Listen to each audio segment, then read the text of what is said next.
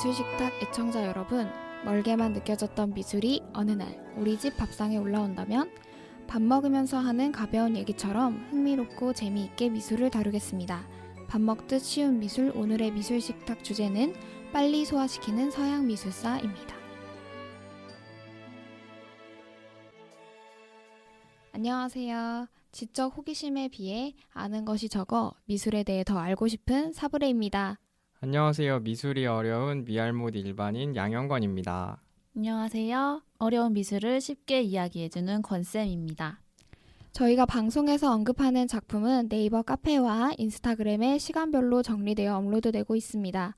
미술식탁으로 검색하시면 쉽게 찾을 수 있으니 참고해주세요. 네, 이제 오늘부터 저희 미술식탁 패널 중에 한 분이었던 왕자님이 아쉽게도 개인 사정으로 함께 하기가 어려워졌습니다.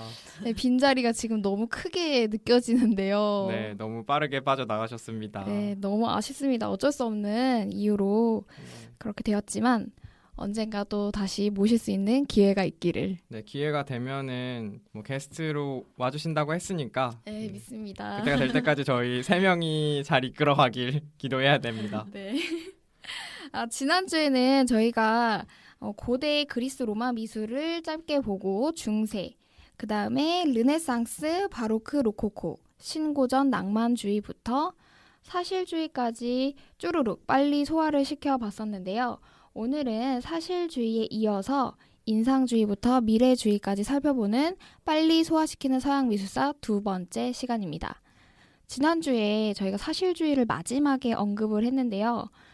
마찬가지로 배경과 전반적인 사조의 성격은 저 사브레가 설명을 드리고 작가와 작품에 대한 이야기는 권쌤께서 해주시겠습니다.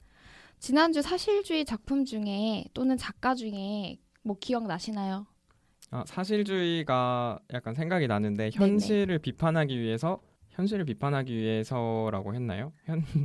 아무튼 뭔가 현실을 맞아요, 꼬집으려고 진짜 사회를 그렸다는 거. 네, 그게 되게 맞아요. 생각이 납니다.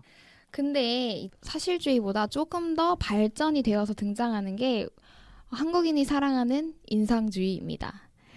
인상주의는 어떤 분들은 인상 쓰면서 그리는 거냐 이런 식으로 아예 저보다 더 미알못인 것 같은데요. 그러니까 아예 모르시는 분들도 있으실 것 같아요. 그럼 야수파는 야만적인 야수가 그려서.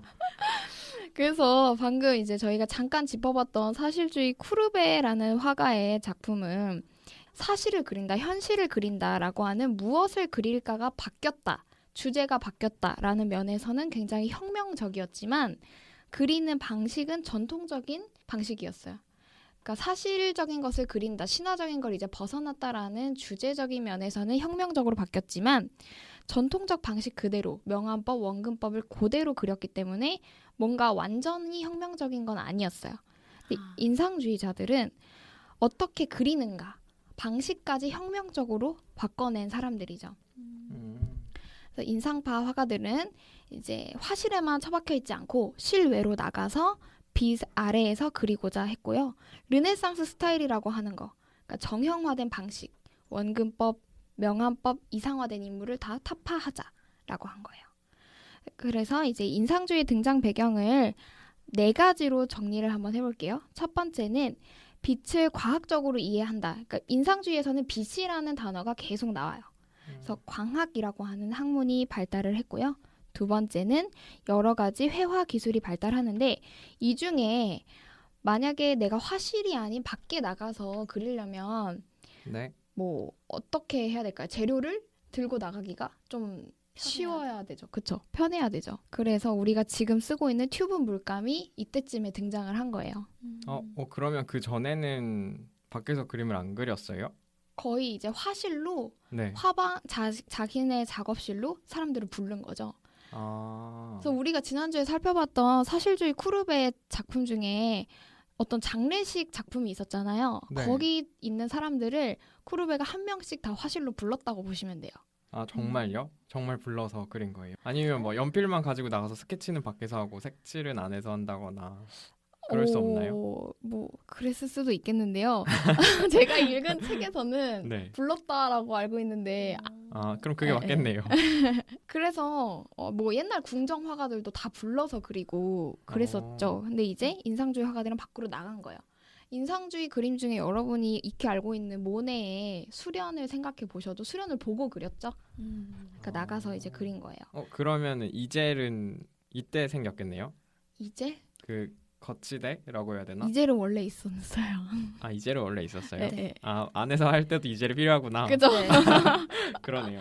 네. 지금 생각나는 거로는 네. 벨라스케스, 바로크의 맞아요. 화가 벨라스케스 그림 사람 보면 이름이죠? 네네. 네. 벨라스케스 그림 보면 이젤 위에다가 캔버스를 두고 네.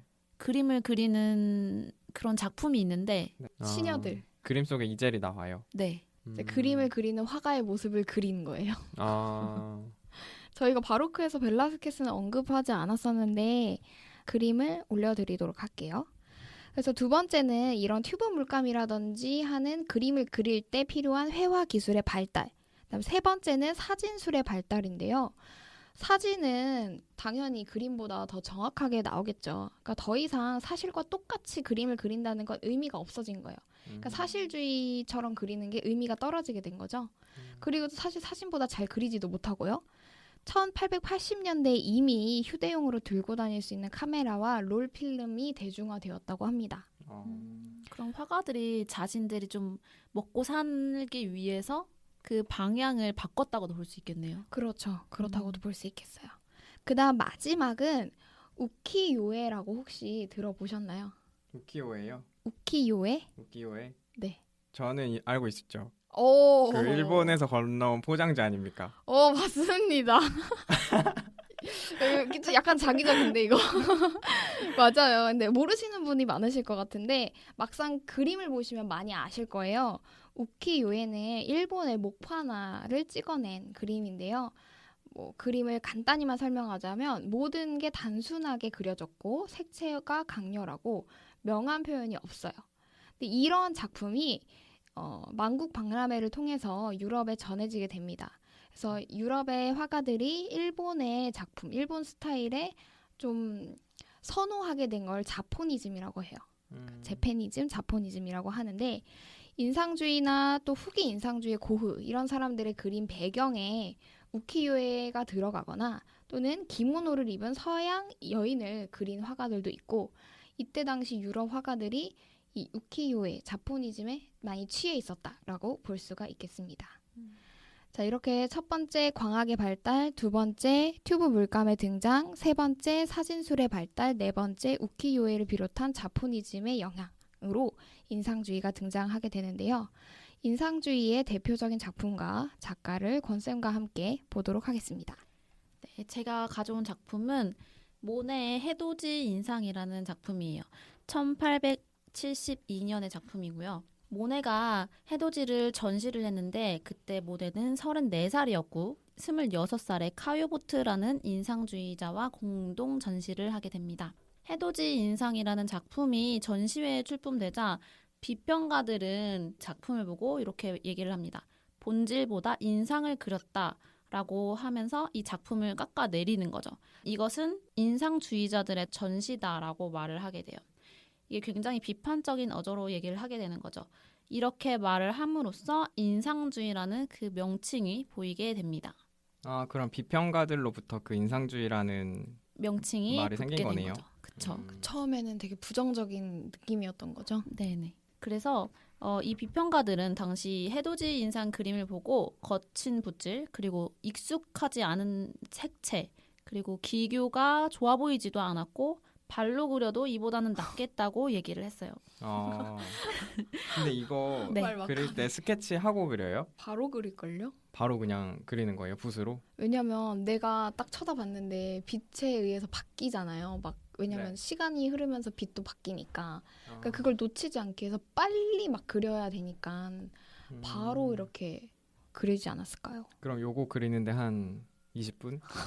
20분에 못 그리지 않을까 싶은데요. 제가 보통 그림을 안 그려봐서 이런 거 한 장 그리는데 한 얼마나 걸려요? 크기에 따라 다를 것 같아요. 그냥 액자에 걸 정도? 뭐라고 해야 될까? 집에 걸려 있는 달력 사이즈. 4절지 정도 네, 사이즈. 4절지 정도 사이즈. 못해도 1시간은 걸리지 네. 않을까요? 아무리 아, 빨리 진짜요? 그려도 1시간 걸릴 것 같아요. 그쵸. 만약에 생각보다 오래 그러면은 걸리는구나. 오늘 3시에 그렸으면 네. 내일 3시에 다시 와서 그리는 거죠. 같은 순간을 네, 보려고. 네. 그래서 실제로 이 인상주의자들은 팔레트에다가 색을 섞지 않았어요. 왜냐하면 색 섞으면 오래 걸리니까. 그래서 만약에 주황색을 칠하고 싶다 하면 캔버스에다가 노란색 이렇게 덧바르고 네. 빨간색 덧바르고 해서 멀리서 보면 주황색이 보이도록 이런 식으로 했어요. 조금이라도 시간을 단축하기 위해서. 캔버스에서 그냥 바로 섞어버리게. 네네. 그래서 지금 우리의 시선으로 봤을 때는 굉장히 분위기도 좋고 되게 네. 아름다운 작품이잖아요. 네. 근데 지금 우리 시선에서 보지 마시고 당시 이 사람들 1800년대 사람들의 시선으로 한번 작품을 봐주시길 바랍니다. 그럼 당시 시선으로 봤을 때는 굉장히 파격적인 그림으로 볼 수가 있어요. 당시 사람들한테 공감을 하실 수 있나요? 왜냐하면 그 전까지 막 뭐 낭만주의, 사실주의까지 사람이면은 사람 제대로 그리고 막 맞네요. 이렇게 뭔가 흐릿흐릿하게 그리지 않았으니까 갑자기 뭔가 이렇게 형태가 흐물흐물해진 듯한 느낌을 받았을 수 있을 것 같아요. 저 외곽선도 불분명하고 음. 모네는 실제로 화실에 틀어박혀 있는 적이 없었다고 해요. 그래서 항상 밖에 나가서 그렸는데 모네는 생라자르역 연작을 많이 그렸어요. 생라자르역 혹시 작품 아시나요? 모르겠네요. 아니요, 저 처음 들어봐요. 그래요? 기차역을 그린 건데 이 모네가 기차역을 계속 그리고 싶어서 역장한테 가서 이렇게 얘기를 합니다.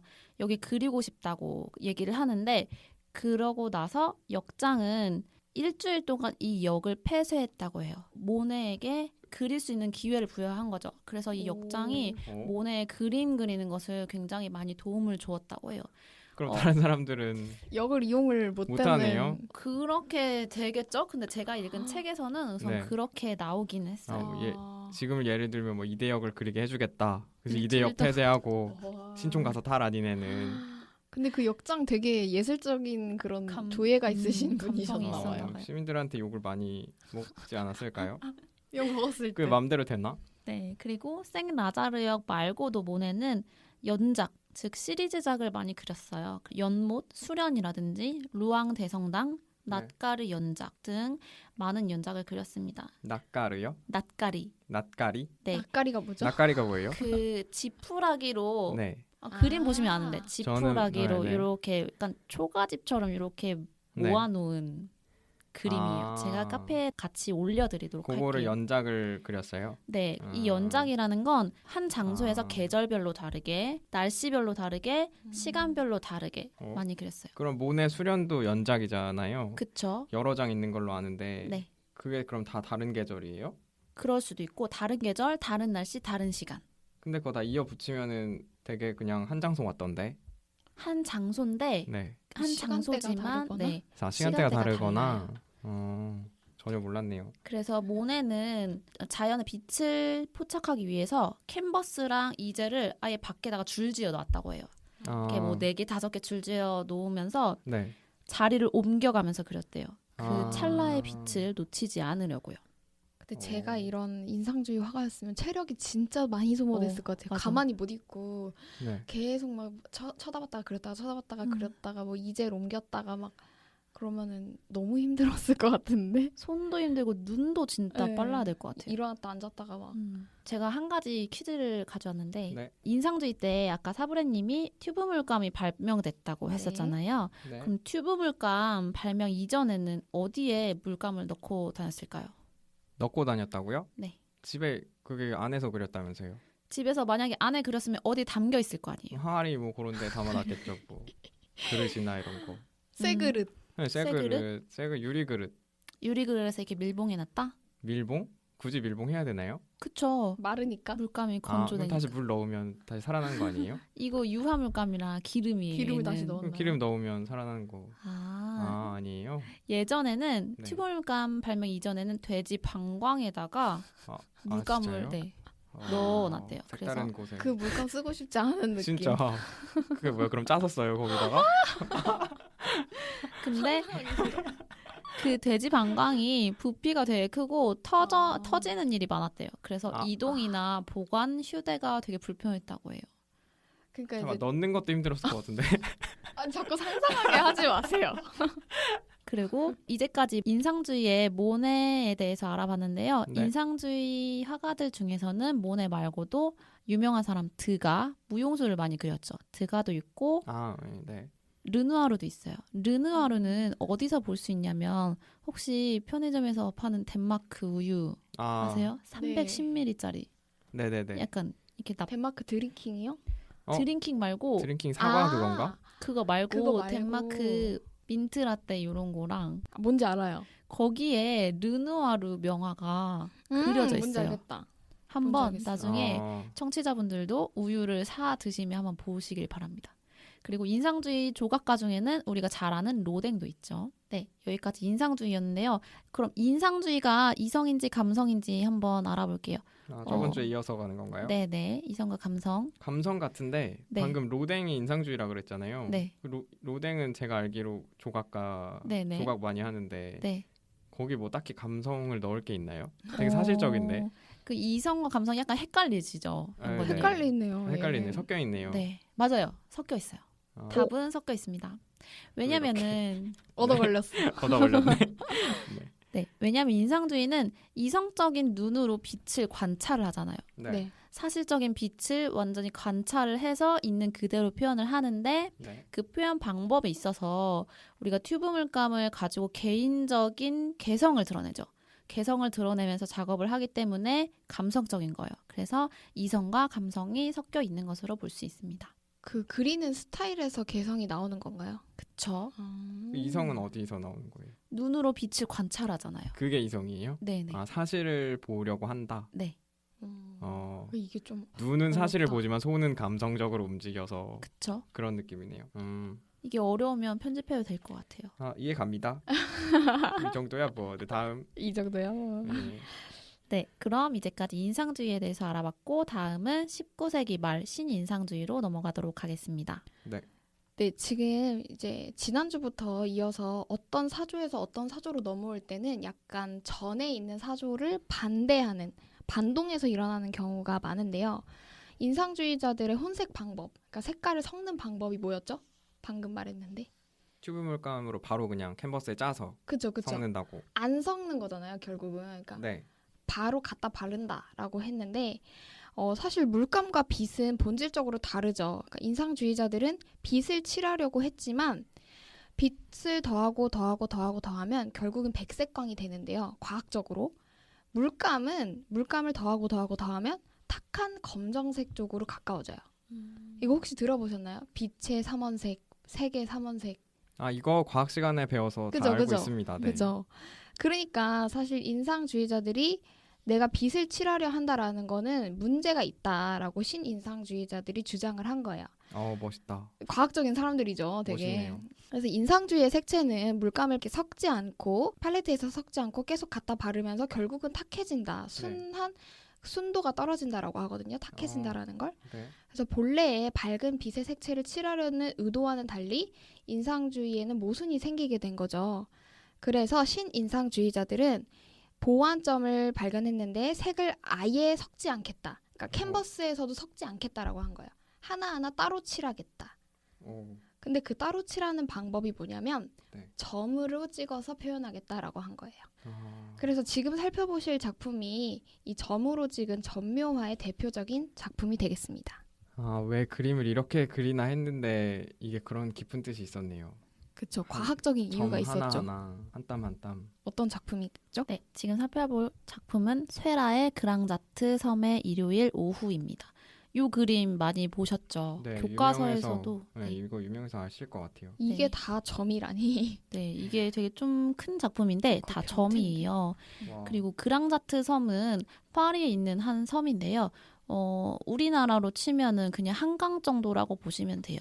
한강에 지금 일요일 오후라고 생각해 보시면 사람들이 되게 여유롭게 뭐 일광욕도 즐기고 하고 있는 거죠. 네. 뭐 우리나라면 뭐 밤도깨비 야시장 정도가 되지 않을까 싶은데요. 사람 바글바글 하죠. 네. 인상주의와 또 다른 점이 있는데 인상주의는 조금 생동감 있는 그런 빛의 변화를 그렸다면 지금 쇠라의 그림을 보면은 되게 정적이지 않아요? 아, 그쵸? 약간 그런 멈춰진 순간 같은 느낌. 네. 네, 맞아요. 그래서 쇠라는 막 변덕스러운 햇빛이나 야외를 그리는 걸 별로 추구하지 않았대요. 그리고 정적인 세계를 추구했다고 해요. 그래서 이 작품은 실제로 나가서 그린 게 아니라 스튜디오에서 2년 동안 아, 실내에서 그렸다고 합니다. 근데 2년 걸릴만 할 것 같습니다. 진짜. 네, 점을 하나하나 다 그리니까. 찍을 거니까. 약간 세라는 변태가 아니었을까요? 진짜 대단하네요. 집중력 쉽지 않을 텐데. 맞아요. 와. 그래서 이렇게 점으로 표현을 했는데 인상주의자들이 형태의 외곽선이 깨지는 것을 되게 비판했다고 해요. 그래서 보면 쇠라 그림은 외곽도 분명하지만 점으로 견고하게 그린 것을 볼 수가 있죠. 그러니까 인상주의자들 작품에서 형태의 외곽선이 깨졌다는 게 빨리 그리려다 보니까 이렇게 흐릿흐릿해졌다. 뭐 그런 네네. 말씀이시죠? 네. 그리고 쇠라 그림에서 보면 오른쪽에 있는 여인 있죠. 엉덩이가 엄청 튀어나왔어요. 이거 치마가 그런 거 아니에요? 네, 맞아요. 이 치마는 원피스, 아니 드레스인데 당시 유행했던 버슬 스타일이라고 해요. 그래서 버슬? 네, 버슬. 버슬이 뭐냐면 허리 밑에를 받쳐가지고 부풀게 하는 이런 허리 바지라고 하는데, 네, 이런 버슬 스타일이 유행했다고 합니다. 거의 뒤에 두 다리가 하나 더 있을 것 같아요. 말처럼. 진짜. 진짜네요. 징그러워요. 네, 신인상주의는 이성적인 기조를 바탕을 하고 있는데요. 과학과 이성을 기반으로 해서 사브레님이 말씀했던 그런 병치혼합이라고 하죠. 멀리서 봤을 때 혼합되어 보이는 것. 그래서 병치혼합, 점묘법, 색채학이나 광학 기술을 많이 이용을 했다고 합니다. 전문적인 설명이시네요. 네, 네. 점점 어려워질 것 네. 같아요. 점으로 찍었다 이렇게 점명화. 아시면 됩니다. 네. 점으로 다 찍어서 실제로 섞여 있지 않지만 멀리서 보면 내 눈에서 섞여 섞여 있는 있나 봐라는. 것처럼 보인다. 맞아요. 네. 그래서 이런 신인상주의의 그림 뒤에 후기 인상주의를 보게 될 건데요. 후기 인상주의는 맨 처음에 말씀드린 인상주의에도 반대하고 신인상주의에도 반대를 하게 됩니다. 인상주의에서 저희가 알아봤던 화가는 모네였죠. 네. 이런 인상주의 미술에 반동한 이유는 빛에 의한 형태는 계속해서 변화한다라는 기조를 띠고 있었죠. 인상주의에서는. 근데 그러다 보니까 저희가 뭐라 그랬죠? 형태가 깨진다. 맞아요. 형태가 이제 무너지고 외곽선이 무너졌다, 단단함이 없어졌다라고 했는데요. 이 후기 인상주의 중에 특히 세잔이라는 화가는 형태가 무너지면 내가 실제 그리고자 했던 그 대상의 본질도 무너진다라고 본 거예요. 그러니까 나는 본질을 그릴래라고 한 화가가 세잔입니다. 그래서 세잔으로부터 후기 인상주의가 시작이 됐고요. 그 다음에 신인상주의 미술에 반동한 것은 신인상주의 화가 방금 봤던 쇠라의 이런 점을 찍은 화법은 너무나 과학적이다. 그러니까 지나치게 과학성을 띈다. 이게 미술인가 과학인가 이것에 반동을 한 거죠. 첫 번째는 인상주의의 반동, 두 번째는 신인상주의의 반동이었고요. 이 후기 인상주의라는 명칭이 이렇게 생겼기 때문에 많은 분들이 인상주의 안에 그런 후기 인상주의가 들어가나 포함되나라고 오해하실 것 같아요.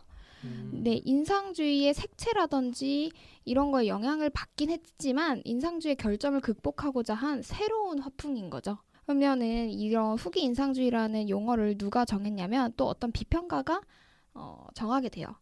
그래서 오늘날 와서는 인상주의, 신인상주의, 후기 인상주의 이렇게 용어를 지금 구분해 놨는데 이 용어가 적당하다고 생각하시나요? 먼저 권쌤이 생각하기에는 후기 인상주의라는 말은 네. 저는 적절하지 않다고 생각해요. 왜냐면은 그냥 미술 잘 모르는 사람들은 후기 인상주의가 다 같은 맞아, 인상주의. 네네 인상주의인지 알고 맞아요. 아니면 너무 헷갈려요. 네 후기 인상주의 안에 들어있는 세 화가 있잖아요. 네. 세잔, 고흐, 고갱이 대표적인데 네. 이 사람들의 특징이 다 다르거든요. 맞아요. 완전히 다 다른데 괜히 후기 인상으로 묶어놔가지고 네 비슷하게 보이는 그런 약간 헷갈리는 점을 만드는 것 같아요. 이게 사실 이제 후기 인상주의라는 명칭이 붙기 전에는 뭐 종합주의로 하자, 표현주의로 하자 여러 가지 말이 나왔는데 어떤 비평가 한 명이 미술전을 기획하면서 후기 인상주의라고 정해졌다고 하거든요. 근데 이게 오히려 미술을 공부한 사람도 헷갈리고 공부하지 않은 분들은 더 헷갈리는 그런 용어인 것 같아요. 제가 그냥- 또 하나 특징을 찾았는데 네. 저번 주에 설명해주신 그 미술 사조가 변화할 때는 네네. 거의 한 세기가 변했거든요. 네. 100년 단위. 근데 여기 갑자기 이제 19세기로 들어오니까 인상주의, 신인상주의, 후기 인상주의가 엄청 빠르게 짧게 짧게 되게 세분화해 놓은 느낌. 오, 예리하십니다. 그래서 맞아요. 저는 그냥 하나를 묶었으면 좋겠습니다. 다 인상주의로. 그래서 이제 후기 인상주의는 이러한 배경으로 등장했고 인상주의 안에 포함되는 것은 아니다라고 이제 정리를 해드렸고요. 후기 인상주의의 대표적인 화가는 정말 많이들 들어보셨어요. 세잔, 고흐, 고갱. 오늘 조금 더 자세히 알아보도록 하겠습니다. 네, 먼저 세잔 얘기를 한번 해볼게요. 세잔의 사과 바구니가 있는 정물을 한번 얘기를 해볼 건데 1890년에서 1894년의 작품입니다. 제가 세잔 전시를 한번 간 적이 있는데요. 도슨트가 퀴즈를 내줬어요. 한국에서요? 네, 네네, 뭐예요? 한국에서. 도슨트가 퀴즈를 내줬는데 세계 3대 사과가 있대요. 세계 3대 사과. 네, 맞히고 싶다. 일단 네. 하나 알 것 같아. 애플. 애플. 그거 아이폰. 네, 그쵸? 맞아요. 사과하면 그거부터 떠오르지 아. 않아요? 어떻게 이걸 생각했지? 그럼 저는 그 네. 사물에는 그거 뉴턴. 맞아요. 맞아요? 네. 뭐야, 오, 3개 다 나왔잖아. 네, 맞아요. 하나 이거죠? 네, 하잔, 세잔. 이거 어떻게 맞췄지? 오, 우리 뭐야. 약간 상식 좀 있다. 진짜 한 번에 하나씩 그냥 다 딱딱 맞춰버리네. 그러게요. 진짜 재미없겠다. 청취자분들도 맞추셨을까요? 저 너무 재미없어요. 모르는 척 좀 할 걸 그랬어. 네, 그렇게 해서 세계 상대 어. 사과라고 도슨트가 얘기해줬던 게 되게 기억에 많이 남아요. 이거 근데 네. 이 사과 그림 네. 제가 또 초등학생 때 미술학원을 다녔거든요. 오. 근데 미술학원 가는 곳마다 이 사과 그림 있는 것 같아요. 맞아요. 왜 그래요? 이게 사과. 기초예요? 네네. 사과- 왜냐면 사과가 구잖아요. 구 모양, 구. 구, 원, 네, 구 네. 모양, 입체적인 구 모양이라서 네.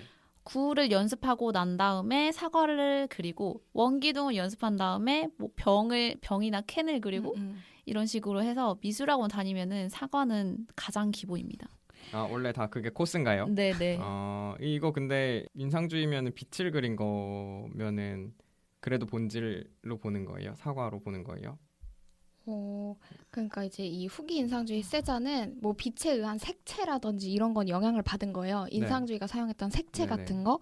근데 나는 그런 빛에 의한 것 때문에 형태가 무너지는 건 견딜 수 싫다. 없어. 그래서 음. 본질을 그릴 거야. 본질은 항상 변하지 않으니까. 근데 모든 것의 기본은 뭐 구, 원통 이런 게 본질이야, 기본이야라고 생각했는데 사과는 그렇잖아요. 근데 그림 보면은 되게 막 사진 같다? 그런 느낌은 아니에요. 막 뒤에 테이블도 좀 어긋나 삐뚤어져 있는 있죠. 것 같고 이거 뭐냐 사과 담긴 그릇? 바구니. 네, 바구니도 되게 삐뚤어져 있고 그런 게 많아가지고 네네. 이 후기 인상주의를 인상주의랑 그냥 다르게 보시면 좋겠어요. 뭐 빛을 그렸다 이런 게 아니라 후기 인상주의를 그냥 인상주의와 다른 하나의 미술 사조로 보시면 돼요.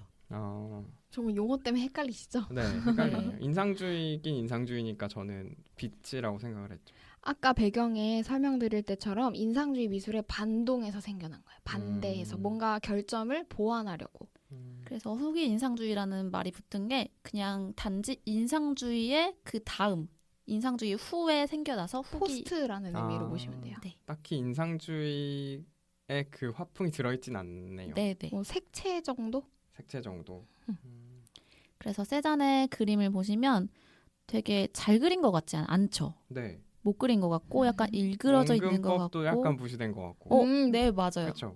아니 어? 너무 이게 눈이 핵심을 찌르는 맞아요. 질문이었나요? 트이신 것 저 같아요. 여기 원근법 개무시라고 써놨거든요. 아 진짜요? 네, 그래서 세잔은 우리 저번 시간에 배웠던 르네상스 있죠. 르네상스의 원근법이나 원근법을 완전 철저히 무시했어요. 그런 것을 어떻게 볼 수 있느냐 그림에서 한번 같이 찾아볼게요. 네. 네. 자, 여기 왼쪽 위에 바구니가 있죠. 바구니는 굉장히 약간 위에서 본 시점으로 그렸어요. 네.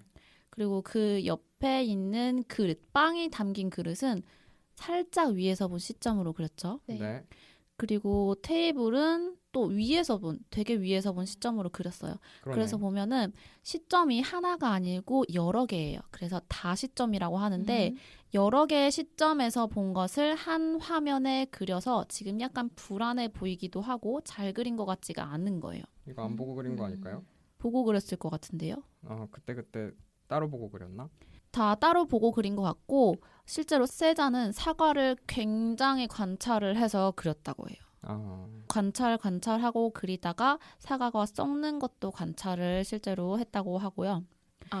잠시만. 저 세잔이 왜 사과를 많이 그렸는지 네. 제가 찾아봤는데요. 네. 이제 세잔과 이제 같은 비슷한 시기에 있었던 화가들은 천재적이었던 화가들이 많았을 거 아니에요. 네. 근데 세잔이 그런 사람들의 작품을 보면서 나는 저 사람들에 비해서 천재적이지 않아 라고 좀 자기 스스로 생각을 한 거예요. 그래서 이제 시골에 있는 화실에 처박혀서 나는 이제 저렇지가 않으니까 노력을 해서 극복해야지 라고 한 거예요. 그러면 많이 연습을 해야 되잖아요. 관찰을 많이 하고. 네. 근데 관찰을 하기 가장 적합한 대상이 사과였던 거죠. 구하기도 쉽지, 기본적인 모양이지, 색깔도 있지, 잘 썩지도 않지. 이러니까 그래서 사과를 많이 그렸다고 하더라고요. 네, 세자는 아까 사부래님이 말씀하신 것처럼 모든 대상은 구, 원뿔, 원기둥으로 이루어졌다고 말을 했어요. 세자는 이렇게 불리기도 합니다. 미술계의 콜럼버스라고 불리기도 해요. 콜럼버스가 신대륙을 발견했죠. 네. 아메리카라는 신대륙을 발견했는데 네. 세자는 형태라는 신대륙을 발견한 사람이라고 평가를 받기도 한답니다. 형태에 굉장히 집중했기 때문에. 네. 그래서 세자는 구조와 형태를 과학적으로 파악을 한 사람이기 때문에 이성적인 기조로 볼 수가 있습니다. 다음 후기 인상주의 고흐로 넘어가도록 할게요. 고흐 작품은 제가 별이 빛나는 밤 이 작품을 가져왔는데요. 1889년의 작품이에요. 고갱과 다툼을 해서 귀를 자른 일화로 유명한 사람이죠. 고흐는. 네. 그리고 살아있을 때 무명 화가였다라고 해요. 그래서 생활비도 부족했고 굉장히 가난과 어려움을 많이 겪었는데요. 고갱과 싸우고 나서 귀를 자른 후에 정신병원에 자발적으로 입원을 하게 됩니다. 자발적으로 입원을 했어요? 네, 너무 힘들었나 봐요. 아. 병원에 입원하고 있던 1년 동안 무려 300여 점의 유화를 남겨요. 그래서 병원에서요? 1년 네. 동안 300점을 네. 그린다고요? 거의 네, 하루 네. 한 점? 그쵸. 와, 그래서 대단하다. 진짜 힘들고 그런 역경 속에서도 붓을 놓지 않은 화가예요. 진짜 대단하지 근데 않아요? 그린 게 뭐예요? 그 병원에서 그린 게? 별이 빛나는 밤. 진짜요? 네. 정말 그림에 미친 사람 같은데. 네, 진짜 미친 사람 같아요. 그림에. 정신병원에 입원하고 나니까 친구도 없고 주위에 가족도 없고 사람이 없겠죠. 네. 정신병원에서 밤하늘을 계속 혼자 보게 돼요. 밤하늘을 보면 항상 그 자리에 떠 있는 네. 달과 별들이 있겠죠. 고흐의 이 작품을 보시면 이 비하인드 스토리를 알고 보시면은 그렇게 이 그림이 아름답지만은 않을 거예요. 왜요? 되게 아름다운 그림이라 생각했는데. 그 자기가 혼자 정신병원에 들어가가지고 네. 밤하늘에 외로이 이 그림을 봤을 때 이렇게 어지럽고 약간 소용돌이 치는 그런 거친 붓질 같은 게 나오잖아요. 네. 네. 제가 봤을 때는 이 고흐의 당시 심리적인 그런 면이 드러나 있다고 저는 생각을 하거든요. 이 그림 보시면 오른쪽 위에 초승달이 보름달을 품고 있고 두 개의 달이 얼싸안고 있는 장면을 네. 보실 수가 있는데 이것은 고흐가 즐겨 읽었던 월트 휘트먼의 시 나의 노래에 나오는 한 장면이라고 해요. 나의 노래? 네, 나의 노래. 이 시를 읽어주시나요? 잠깐 읽어드리도록 할게요. 네. 한밤중 홀로 뒷마당에 나서면 갖가지 생각이 잠시 내게서 멀어진다. 하늘과 여러 별들 사이를 달리고 초승달 어린이가 제 뱃속에 자기 보름달 어미를 데리고 간다. 난폭하고 향락하며 사랑하고 경계하며 후퇴하고 충만하게 하고 나타났다가 사라진다. 나는 밤낮으로 이런 길을 걷는다. 라는 시입니다. 이 보시면 좀 슬프지 좀 슬픈 것 않으세요? 같아요, 뭔가. 네, 너무 슬퍼요. 혼자 이런 시를 읊었고 진짜 외로워 보여. 네, 밤에 이런 장면을 그렸을 고을을 생각하니까 네. 전 좀 마음이 아파요.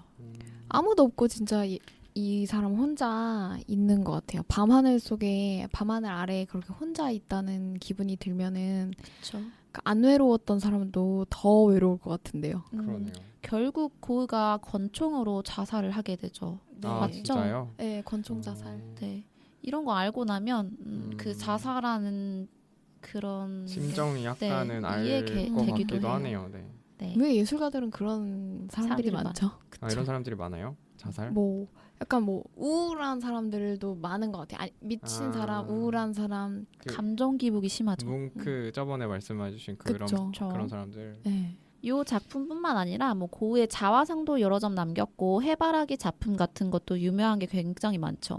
네. 그래서 고흐 작품 보시면 전체적으로 되게 열띤 내적 감성을 이런 꿈틀거리는 선과 꿈틀거리는 필치로 표현을 했다고 보실 수 있습니다. 네, 다음 고갱으로 넘어갈게요. 네. 고갱도 많이 들어보셨을 것 같은데요. 제가 고갱할 때 소개해드릴 작품은 이아 오라나 마리아라는 작품입니다. 이아 오라나라는 말은 환영합니다라는 뜻이에요. 그래서 환영합니다 마리아라는 작품이고요.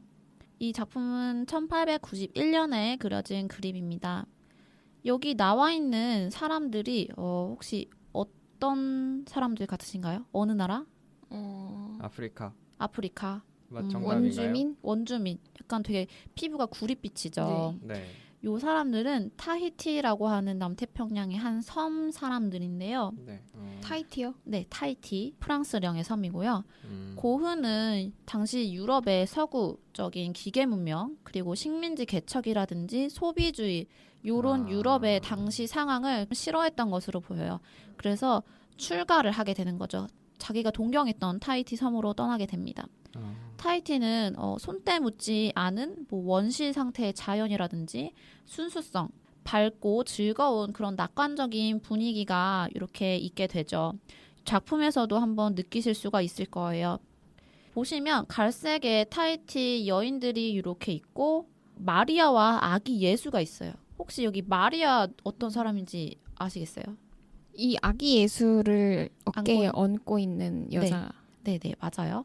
마리아와 아기 예수를 그렸는데 되게 신성시 그린 게 아니라 되게 풍요로운 그냥 타히티 원주민처럼 그렸죠. 그래서 여기 지금 이 머리 부분에 이게 후광을 표현한 거예요? 네, 맞아요. 아, 이 그걸, 선이? 네, 그걸 말씀드리려고 했는데 원주민처럼 표현했는데도 불구하고 마리아와 아기 예수인 걸 어떻게 알 수 있냐면 머리 부분에 후광이 있어요. 예수가 왜 이렇게 얼굴이 자, 후광이라는 건 신성시되는 존재, 즉 마리아나 예수님을 그릴 때 보면 머리 뒤로 이렇게 동그란 도상 같은 게 나와 있는데 그것을 후광이라고 하거든요. 그래서 후광을 볼 수 있고 화면에 가득하게 뭐 바나나라든지 열대 과일도 있고 식물들, 나무들 이런 게 화면에 가득하죠. 그리고 색채는 굉장히 밝고 건강한 색채를 사용한 것을 볼 수 있습니다. 그리고 보시면 과일들도 많고 상의가 노출된 여자가 있죠. 네. 옛날 그림에서 상의가 노출된 여자는 풍요의 상징이라든지 원시적이거나 그런 대지의 여신을 뜻한다고 해요.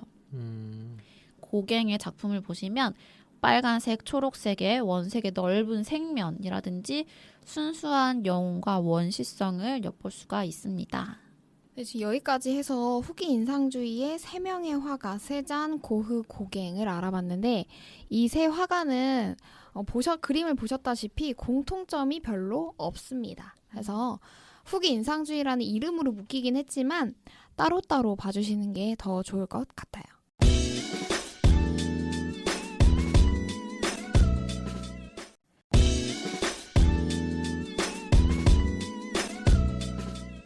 자, 다음으로 표현주의로 넘어가도록 하겠습니다. 표현주의 때부터 이제 20세기, 19세기 말 20세기로 들어가게 되는데요. 이 시기부터는 이전과 다르게 어떤 역사적인 사건이나 뭐 어떤 것에 반동해서 미술 사조가 발생한다기보다는 산발적으로 여러 개가 동시에 발생하는 분위기가 있고요. 또 방금 아까 영건님이 지적해 주셨던 것처럼 한 미술사조의 주기가 굉장히 짧아집니다. 한 세기였다가 몇십 년이었다가 몇 년 이런 식으로 짧아지게 돼요. 그래서 이 표현주의라는 말은 상징주의랑 비슷한 말이라고도 생각하시면 되겠는데요. 표현주의가 왜 발생했는지 배경을 살펴보도록 하겠습니다. 첫 번째로 지난주에도 계속 유럽의 미술에 대해서 말할 때 등장했던 건데요. 19세기 말 20세기 초쯤 유럽은 기계 생산을 통한 이윤의 극대화로 자본주의가 뿌리를 내렸습니다. 자본주의의 긍정적인 면은 뭘까요? 좋은 점. 확실히 그 효율성. 생산율이 높아진다는 거. 그쵸. 뭔가 효율적이고 편리하고 빨라지고 지금 우리가 누리고 있는 편리한 점들이 자본주의의 이점인데요. 이와 반대로 모순되게 인간성이 상실한다든지 그러다 보니까 인간의 순수성도 없어져서 오히려 인간의 순수성을 동경하게 되는 그런 분위기가 형성이 되면서 순수한 어떤 그 자체를 표현하자라는 분위기가 형성이 된 거예요. 그게 첫 번째, 자본주의로 인해 인간의 순수성을 동경하는 분위기 형성. 두 번째는 철학이 등장합니다. 네. 니체 아시나요? 네, 니체 신은 죽었다. 허무주의. 맞아요. 맞죠. 맞아요. 니체의 실존주의, 허무주의 이런 건데요. 니체는 이렇게 말했다고 합니다. 인간의 발전사, 인간 발전의 역사는 이성보다는 감성이다. 그래서 앞으로 다가올 시대의 문화와 예술은 감성적인 것으로 변화해야 된다라고 주장을 한 거예요. 이성으로 가면 안 된다. 그러니까 니체의 이론으로 봤을 때는 산업사회의 이런 이성적이고 인간성이 상실된 건 결국 우리 인간에게 다시 고독이나 소외로 되돌아올 거다라고 한 거예요. 이런 니체의 사상을 이론을 받아들인 게 바로 독일 표현주의입니다. 독일의 표현주의는 니체의 이론을 받아들였기 때문에 당연히 이성주의, 합리주의에 반대하겠죠. 근데 당시 사회는 이성주의, 합리주의와 가깝죠. 자본주의니까. 네. 그렇죠. 그래서 이러한 현실의 부조리를 고발하고 제도권, 어떤 틀을 저항하고 거부하기 위한 수단으로 이 독일 표현주의 화가들은 예술을 활용한 거예요. 그러니까 그림을 조금 이따가 보시면 아시겠지만 뭔가 좀 거칠어 보이기도 하고 저항 정신이 느껴지기도 합니다. 비판적인 게 되게 많을 것 같아요. 지금 네. 사부라님 말씀 들어보니까. 맞아요. 이런 배경을 알고 그림을 보시면 조금 더 이해를 하실 수가 있겠죠. 독일 표현주의는 두 가지로 크게 나눌 수가 있는데 구상적인 어떤 형태가 분명한 표현주의 중에 하나인 다리파, 그다음 추상적인 명확한 어떤 형태라고 이르기가 조금 어려운 작품이 많은 청기사그룹, 이렇게 두 가지로 나누어서 한번 보도록 하겠습니다. 네, 제가 먼저 설명드릴 작가는 다리파의 키르이너라는 작가인데요. 키르이너 작가는 1차 대전에 직접 참전을 했어요. 심지어 군대에 자원 입대했다고 합니다. 키르이너는 당시에 부패한 정권이라든지 탐욕적인 부르주아들이 만든 부정한 사회를 전쟁이 청산해 줄 것이라고 기대를 하고 군대에 몸을 담게 돼요. 처음에는 그런 기대를 한 거네요. 네네. 근데 키르이너가 전쟁으로 얻게 된 것은 약물 중독과 신경쇠약뿐이라고 합니다. 키르이너의 대표적인 작품 군인으로 그려진 자화상을 볼게요. 1915년 작품인데요. 여러분 1차 세계대전이 언제 네. 일어났죠? 1914. 네, 맞아요. 1914년부터 1918년이에요. 그러면 이 자화상은 1차 대전 그 중간에 그려진 작품이겠죠. 완전 전쟁이 거의 절정이었을 네, 시기인데요. 진짜 전쟁통에 그려진 그림인데 네. 이 작품은 전쟁을 겪으면서 변해가는 키르이너의 모습을 확인을 할 수가 있어요. 키르이너가 입고 있는 옷, 어떤 옷일까요? 군복. 독일 사람이라 했으니까 네. 독일군. 맞아요. 독일 네. 군복이죠. 네. 보면 75연대 견장이 어깨에 있고 군복에 모자를 쓰고 있습니다. 눈에는 초점과 눈동자가 전혀 없어요. 진짜 까만색으로만 칠했어요. 그렇죠. 청색이에요, 청색. 아, 청색이에요? 네. 그 되게 확대하시면은 멍하죠. 어디를 보고 있는지도 모르겠고 이게 되게 약간 잔인하다고 느껴질 수가 있는데 딱 보시면 모르겠는데 키르이너의 손을 한번 집중을 해주세요. 손이요? 오른쪽 손. 오른손. 없어. 손이 맞아요. 없습니다. 징그러워. 네, 오른손이 절단됐죠. 자, 화가에게 손이란 무엇일까요? 너무 중요한? 정말 중요하죠. 맞아, 생명이죠. 생명이자 막 인생과 같은 거잖아요. 네. 키르이너는 전쟁의 충격으로 계속 그림을 그리지 못할 수도 있겠다라는 불안감을 갖게 돼요. 그래서 절단된 오른쪽 손목을 이렇게 그림에 그리게 됩니다. 키르이너 뒤쪽에 있는 알몸의 여자가 보이죠. 네. 당시 키르이너는 문명화와 산업화로 잃어버린 인간의 순수성이라든지 본성을 회복하고자 해요. 그래서 자연으로 돌아가자라는 그런 기조의 네이처리즘, 자연이죠. 그리고 나체주의에 상징하는 알몸의 여자를 그리게 됩니다. 아까 처음에 말했던 그 배경하고 연결되는 부분이네요. 오, 네네, 맞아요. 그래서 키르이너는 이 알몸을 그린 이유가 당대 현실을 거부하고자 하는 저항의 의미로서 그렸다고 해요. 그리고 제가 알기로는 키르이너가 결국은 자살로 생을 마감했다고 합니다. 그 전쟁 후유증으로 인해서. 진짜 힘들었나 봐요. 네. 네, 키르이너 작품까지 알아봤는데요. 표현주의의 다리파 그림은 감정을 표출을 굉장히 많이 했어요. 아까 사브레님이 배경을 말씀해 주셨는데 니체의 실존주의, 감성을 중시한 거랑 같은 맥락으로 볼 수 있겠죠. 근데 이런 감정 표출한 게 어떻게 그림에서 표현이 되냐 하면 왜곡된 형태라든지 거친 붓터치 등으로 이렇게 표현이 돼요. 그림을 확대를 해보시면 붓터치가 아주 격렬하게 드러나죠. 네. 그리고 키르이너의 작품을 보시면 얼굴이 굉장히 V라인이고 진짜 찌를 정도로 엄청 뾰족해요. 네. 요 자화상 작품 말고도 다른 키르이너 작품들이 얼굴도 다 뾰족하고 키도 되게 크게 길게 왜곡시킨 것을 볼 수가 있습니다. 아까 사브레님 말씀해주신 다리파와 청기사파를 제가 조금 자세히 설명을 드릴게요. 다리파는 반문명 그리고 약간은 원시지향적이었어요. 당시 사회를 비판적으로 본 성격이고요. 대표적인 작가로는 방금 말씀드린 키르이너, 헤켈, 놀데라는 사람이 있습니다. 그리고 청기사파는 추상이에요. 부드럽고 되게 서정적인 심상을 그린 추상 작품인데 화가와 음악가가 교류를 했다고도 해요. 그래서 우리가 알고 있는 칸딘스키, 우리 미술식탁 1회 때 나왔던 말을 그렸던 마르크. 네. 기억나시나요? 네, 기억납니다. 그거 되게 아름다운 그림, 되게 그쵸. 평화로운 순수한 약간 평화로운 그림. 네, 파란색의 말 이런 네. 거. 칸딘스키와 마르크가 대표적인 화가입니다. 칸딘스키의 그림을 간단히 한번 볼게요. 카페에 올려드릴 그림은 1911년에 그려진 인상 3 콘서트라는 제목의 그림입니다. 이거 보시면 이제 완전 거의 추상으로 볼 수가 있겠죠. 어떤 형태인지 잘 모르실 거예요. 칸딘스키는 쇤베르크라는 음악가의 연주회를 갔는데요. 그 연주회에서 받은 느낌을 추상적으로 표현을 했어요. 청취자분들도 같이 그림을 보시면서 한번 찾아볼게요. 여기 가운데 있는 까만색 사다리꼴 같이 보이는 거, 이거 뭘까요? 피아노. 맞아요. 진짜요? 네. 이거 보고 안 거예요? 네, 저 진짜 방금 알았어요. 네, 연주회라고 했으니까 이럴 연주회에서 볼 수 있는 피아노가 까만색 약간 그런 모양을 띠고 맞아요. 있잖아요. 피아노 뚜껑. 나 이거 다 맞출 수 있을 것 같아. 네, 피아노 뚜껑이었습니다. 네. 그리고 그 왼쪽에 막 색칠해져 있고 막 선, 왼쪽. 선. 네, 네. 형태 막 지휘자. 지휘자, 바이올린. 바이올린, 어떤 선이죠? 이 선 전체 말씀하시는 그냥 거예요? 전체적인 거. 갑자기 의혹이 생겼어. 이게 악기인가요? 아니요. 그러면 사람인가? 네, 진짜요? 네. 여기 어떤 사람이요? 객석에 앉아 있는 열광하는 청중이라고 합니다. 진짜 막 그렸다. 추상. 추상. 네, 추상이니까요.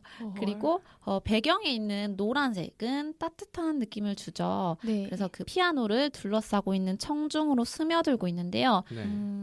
이 노란색은 칸딘스키가 그날 들었던 음악에서 받은 인상을 추상적으로 표현한 것입니다.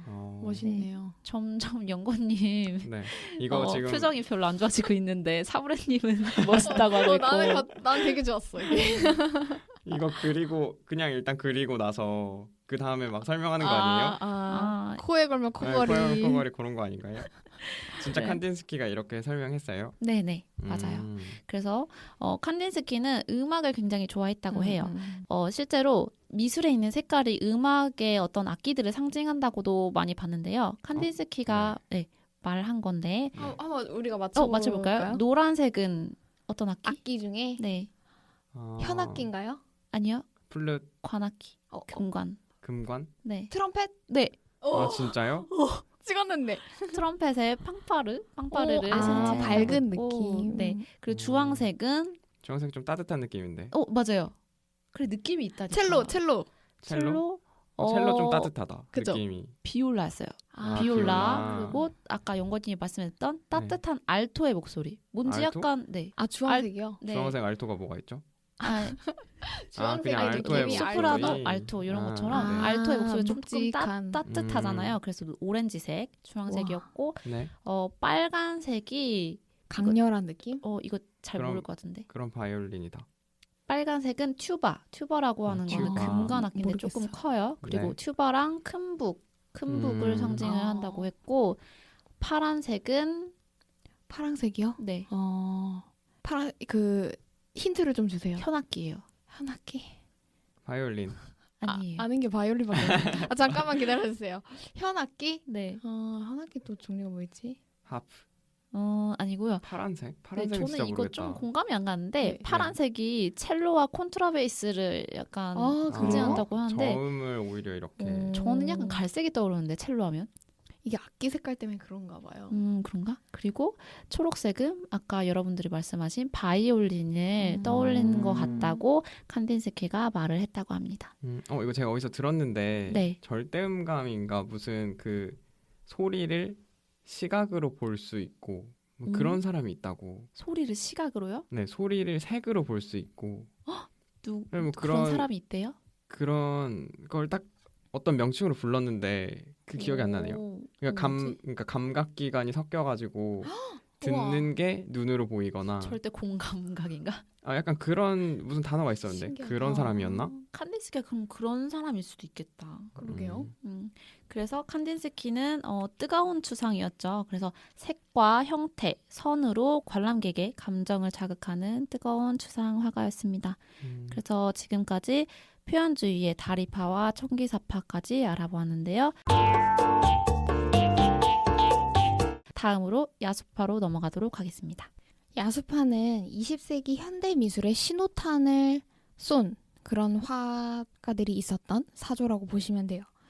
그래서 야수파를 그냥 한마디로 일단 정리를 해보자면 색채의 자율성, 색채의 색의 고정관념 탈피라고 보시면 되는데 주기가 그렇게 길지 않습니다. 1898년부터 1908년경 프랑스에서 유행한 화가들이 속했던 사조입니다.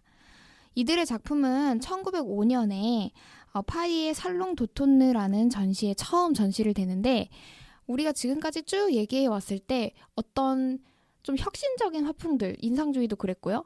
전시가 되면 칭찬을 받나요? 욕을 먹나요? 욕 먹어요. 욕을 먹죠. 욕을 오지게 먹습니다. 어. 그래서 이 야수파의 작품도 비평가들이나 관객들에게 충격을 주게 되는데 왜 충격을 받았을까? 이름으로부터 한번 추측을 해보시겠어요?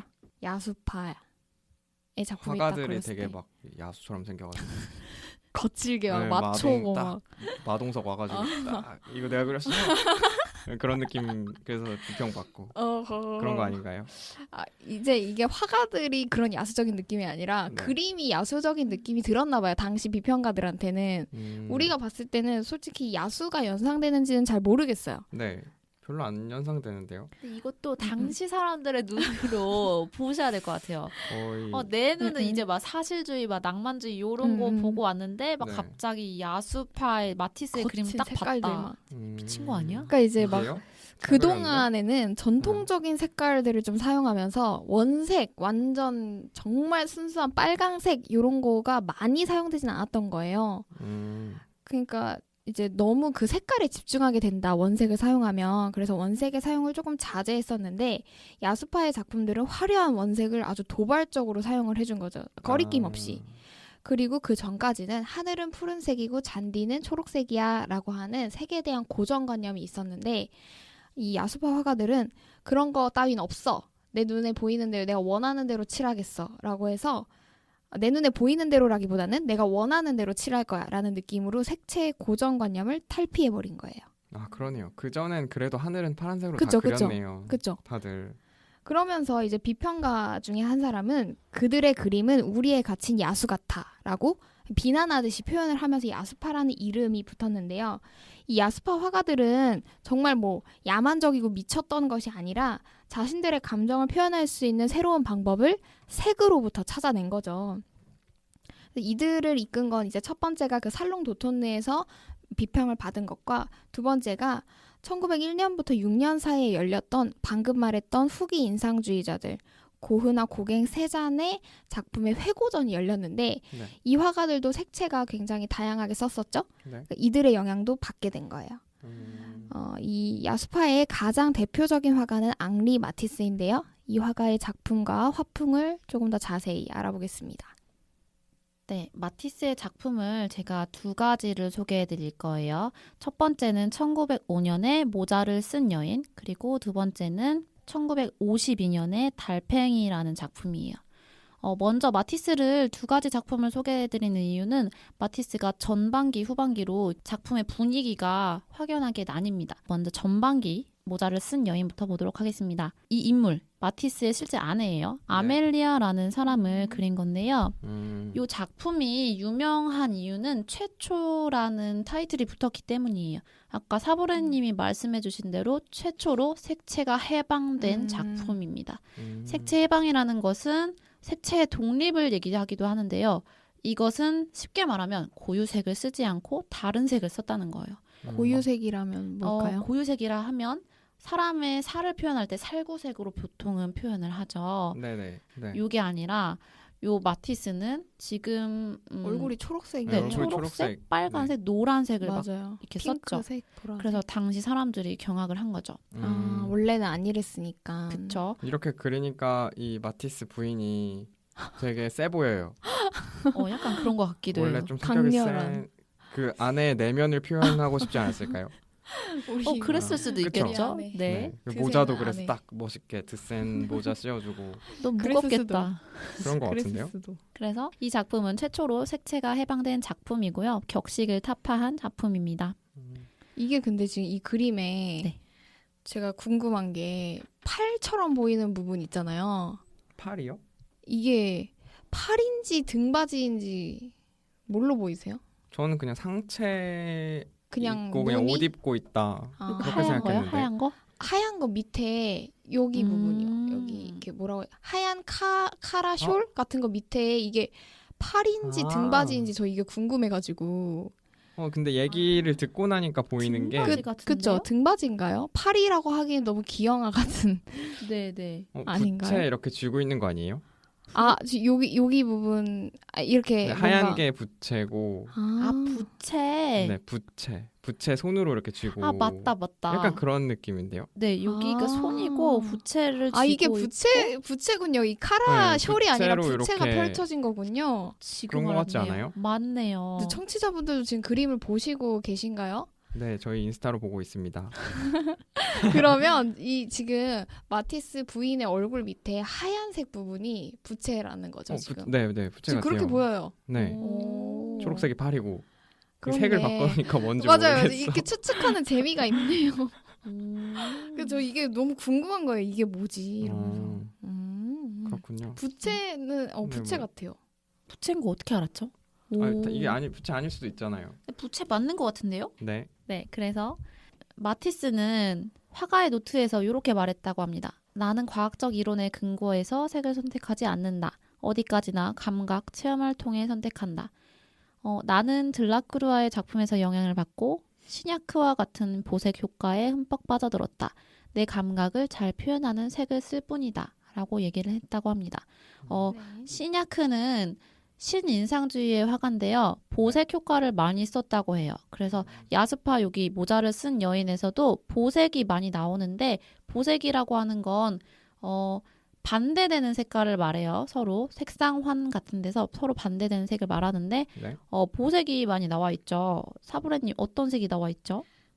지금 레드, 빨강색과 청색, 네. 그리고 청록색 그리고 노란색과 남색. 네, 맞아요. 그래서 보면은 보색 효과를 굉장히 잘 쓴 것을 볼 수 있습니다. 다음으로 마티스 후반기 작품으로 넘어가게 되는데 네. 마티스가 후반기로 넘어가는 계기가 있어요. 1907년에 이탈리아를 여행하게 되는데 네. 그 이탈리아에서 지오토의 프레스코 벽화를 하나 보게 됩니다. 아, 지오토. 네. 지난주에 나왔습니다. 맞아요. 음. 연구원님 기억나시나요? 기억이 살짝 가물가물한데 지오토 누구였죠? 지오토가 이제 네. 중세에서 르네상스로 넘어가는 시기에 중세가 기독교 미술이라고 해서 쇠퇴가 됐었잖아요. 네. 전반적인 예술이. 네. 그 미술 분야를 깨버린, 그러니까 그 미술의 암흑기를 깨버린 화가죠. 그래서 지오토로부터 르네상스가 점차 시작된 거예요. 그림이 그리스도를 에도라는 작품으로 이제 쓰러진 예수주의로 여러 사도들이 있었던 처음 기억이 들으시는 나시나요? 것 같은데. 이렇게 표정이 지오토는 근데 기억이 나거든요. 예, 근데 예. 그림이 딱 안 떠올라요. 다시 아. 한번 다시 보도록 카페를 하겠습니다. 확인해 보시도록. 네. 네, 그래서 1907년에 마티스가 이탈리아 여행을 하면서 지오토의 프레스코 벽화를 하나 보게 됩니다. 제목은 라자로의 부활이에요. 이제 제가 인스타랑 카페에도 올려드릴 건데 이 작품을 함께 보실게요. 보시면 배경이라든지 이게 하늘인지 배경인지 모르겠죠. 네. 파란색으로 단색으로 칠해져 있는데 여기서 원근감이 드러나나요? 아니요. 아니요. 안 드러나죠. 원근감, 뭐 깊이감, 거리감 하나도 드러나지 않고 되게 명확한 외곽선으로 해서 마치 색종이를 잘라 붙인 것 같은 진짜. 그런 한 색깔의 파란색이 보여요. 네. 네, 마티스는 이 작품에서 영감을 얻어서 네. 1952년 달팽이라는 작품을 제작을 하게 됩니다. 네, 이거 연구원님한테 질문을 드릴게요. 이게 영감을 받은 게 맞아요? 연구원님한테 질문을 드릴게요. 조용히 해보실래요? 조용히 하래.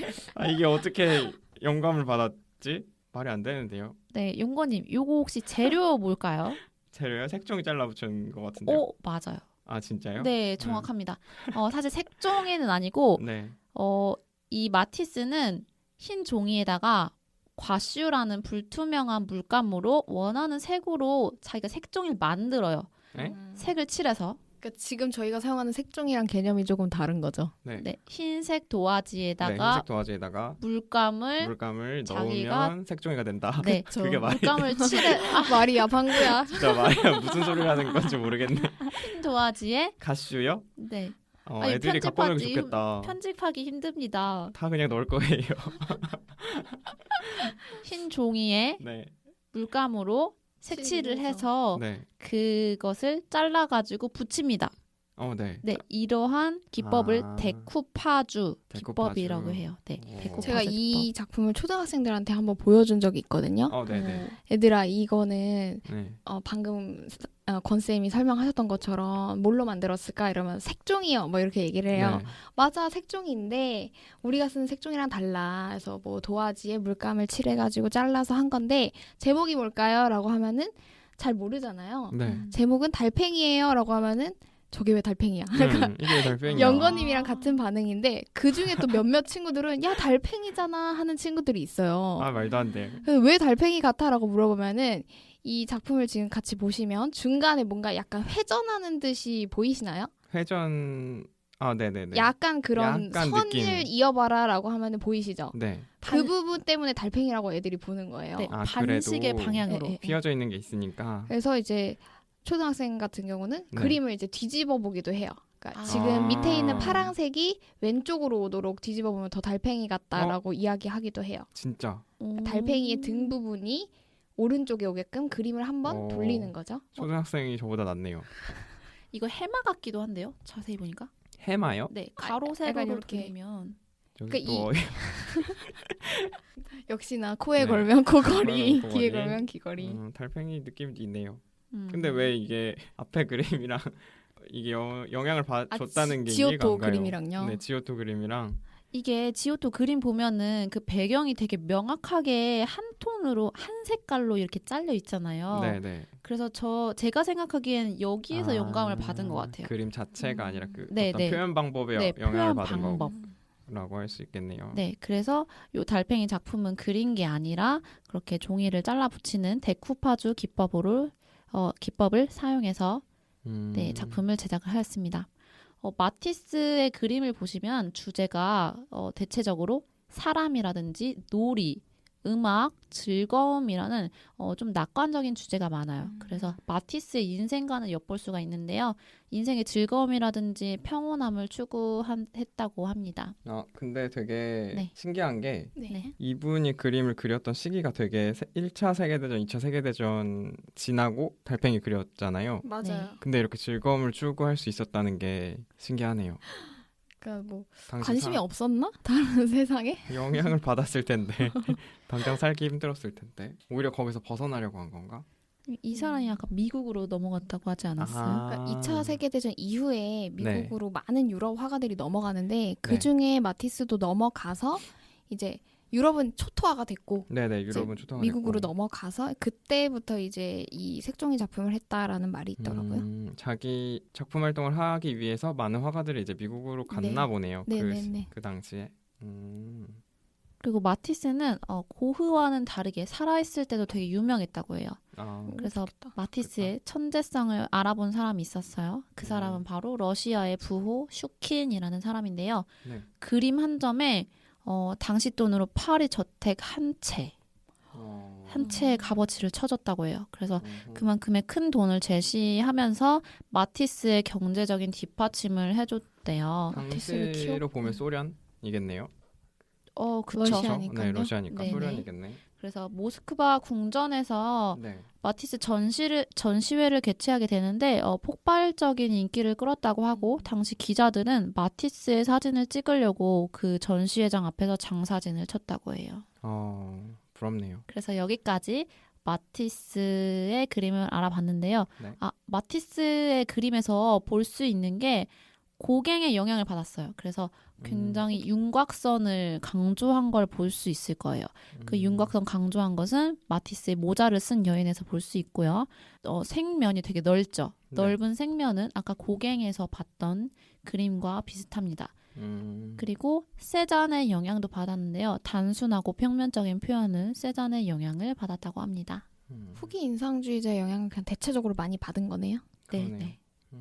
여기까지 야스파였고요.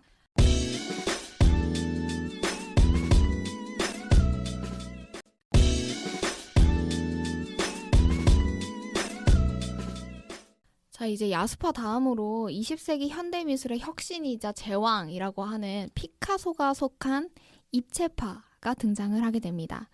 입체파는 사실 피카소만 있는 게 아니라 몇 명의 화가가 더 있지만 워낙 피카소가 유명하고 피카소가 혁신적인 화풍을 많이 제안했기 때문에 피카소를 중심으로 해서 시기 구분을 한번 해보도록 할게요. 피카소라는 한 화가의 화풍이지만 굉장히 많은 스타일의 그림을 그렸습니다. 첫 번째로 청색시대. 청색시대는 1901년부터 1904년까지 짧은 시기인데요. 피카소의 나이 19세에 친구와 함께 파리로 유학을 하게 됩니다. 피카소는 스페인 출신의 화가입니다. 그런데 친구가 파리 유학 중에 자살을 하게 되는데요. 이 자살을 하는 이유가 너무 슬픈데 왜요? 뭘까요? 돈이 없어서. 돈이 없어서. 왕따. 이거보다 저는 사실 더 슬픈 이유 같아요. 뭘까? 피카소의 친구는 자신이 성불구자라는 것을 알고 자살을 선택하게 이제 됩니다. 내가 사는데 의미가 없다. 나는 이제 뭐 없다. 나 이제 살아도 사는 게 아니라. 진짜 슬프네요. 그렇죠. 네. 그래서 자살을 하게 되는데요.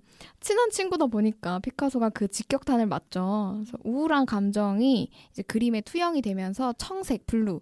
저희 1화 얘기가 굉장히 많이 나오는데 우울한 색으로 청색을 선택한 거예요. 그래서 피카소의 내면 심리와 이런 것을 표현하는 색깔로 청색을 주로 그렸었고 이때는 또 사회에 소외된 계층을 주된 소재로 삼았습니다. 청색 시대가 끝나고 적색 시대, 장밋빛 시기가 찾아오게 되는데요. 1905년부터 6년, 그러니까 짧은 시기예요. 네. 피카소의 생활이 이제 점차 안정기로 접어들고 페르낭도 올리비에라고 하는 여인도 만나게 됩니다. 그래서 작품에 색채의 변화가 찾아오는데요. 시기 구분을 했던 그 명칭대로 쉽게 앞에는 청색이었다면 지금은 적색, 갈색 톤으로 작품의 색깔이 변화되었습니다. 그리고 이제 정말 유명한 피카소의 그림들이 많이 등장하게 되는 입체주의 시기로 오게 됩니다. 이때 스페인의 도시 중에 하나인 고졸이라는 곳으로 여행을 간 피카소는 아프리카 박물관에 가서 어떤 가면들을 보게 됩니다. 이 가면들은 고대 이베리아 조각과 아프리카 조각인데요. 두 개가 그냥 비슷하다고 생각하시면 될 것 같아요. 아프리카 조각을 지금 그냥 상상을 해보시면 조금 무섭다 싶을 만큼 뭔가 얼굴이 그렇게 네, 길 것 같아요. 기괴하거나 좀 뭔가 강하게 생기거나 네, 빨간색 줄무늬 있을 것 같고. 약간 뭐 그랬을 수도 있고요. 네.